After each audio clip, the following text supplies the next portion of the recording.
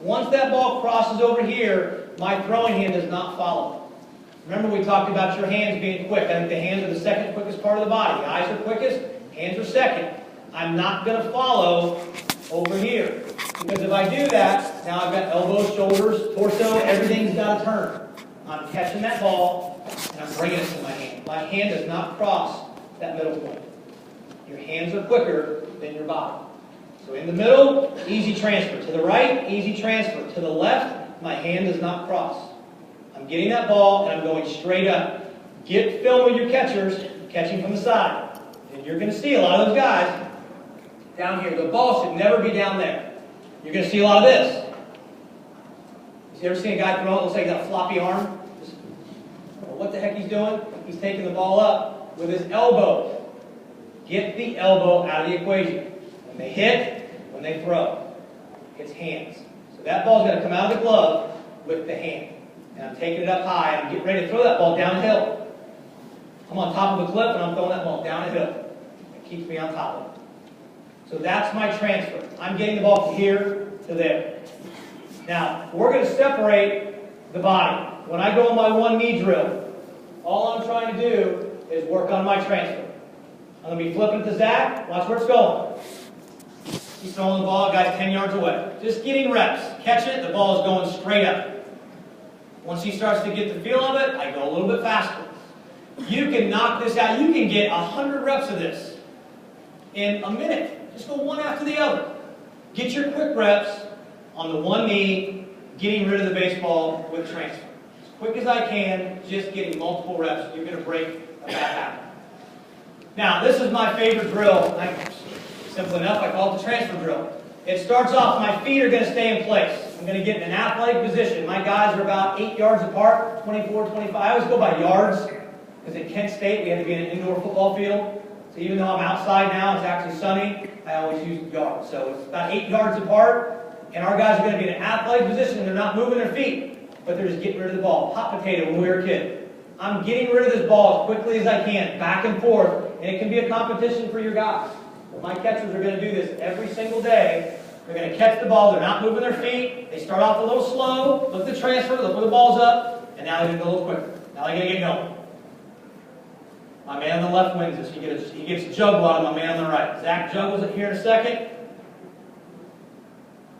Brandon's going to win. They're just getting rid of this baseball as quickly as they can. Get back and forth, working on the transfer. Now, when we play catch, as a team, we play for 10 minutes every single day. All of our position players, our pitchers, they're over in right field. We get them the heck out of it. Pitchers over there.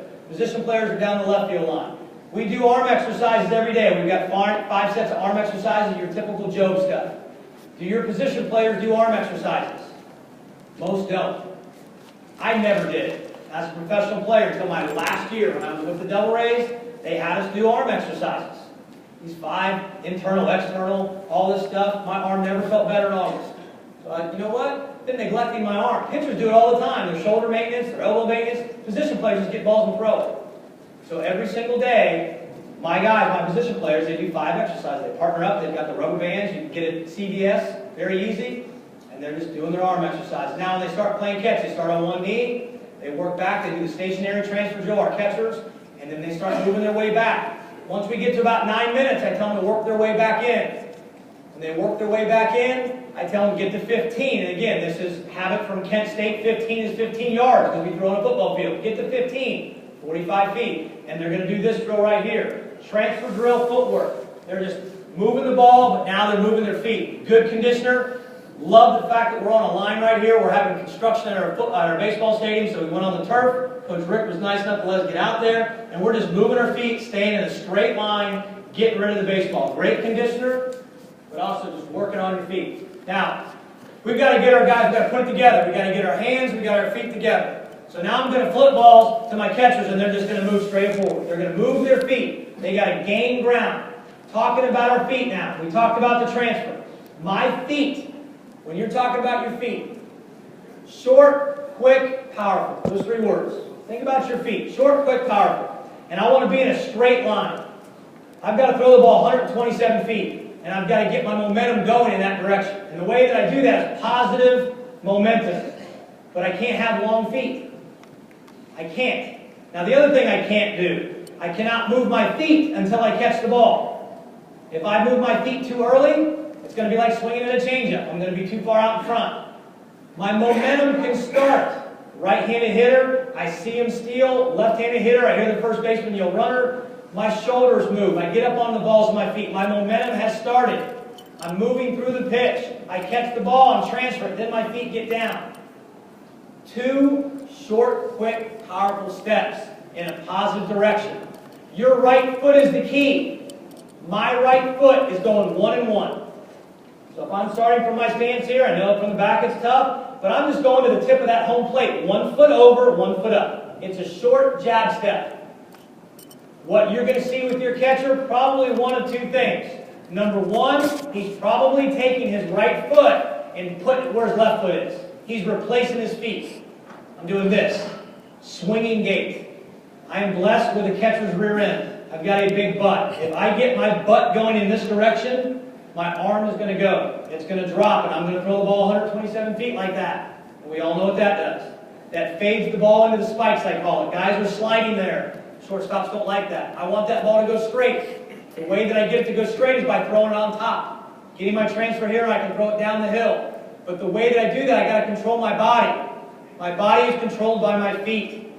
So my steps are going to be short, quick, and powerful. I'm still gaining positive momentum. I'm still moving forward. But it's short, quick, and powerful. That right jab step is really important. The other thing your catchers may be doing, and I was guilty of this sometimes, you shift. So my right foot actually goes backwards. And what that's going to look like, and you guys have all seen this from a catcher, he shifts and he recoils when he throws. You see a lot of big leaguers do that. Guys that have cannons, they throw, they come back. It's because they shifted their feet. They've got no momentum at all. Not many of us have that catcher that can do that, that has that kind of arm. We need to have some momentum to throw 127 feet. So it's got to be short, quick, and powerful burst going to second base. Now, same thing, when that ball comes over here, this is a tough pitch to throw. I was taught as a young catcher to go get that ball, follow the baseball. Well, where's all my momentum going? Now I'm behind the right-handed batter's box. Now I end up throwing like that. I really have no chance to throw this guy out if I do this. Step to the ball and then go. It's really difficult. So if it's within the realm of possibility, I'm catching that ball and coming back to the middle. Your feet just got to wait a little bit. The ball's got further to travel. Your feet and hands got to work together. I want to stay straight as much as possible with one exception. When the ball's to my right. When that ball's behind the left-handed batter's box. When that ball's over here and I got to reach, all I'm going to do is pivot on my right leg. When I was first taught this, I thought my catching coach was full of it. Like all of us when we're 22, when someone tells us to do something, we don't believe them because we know everything. Well, he was dead right. I am pivoting on my right foot because if I move my feet, I'm going away from the ball.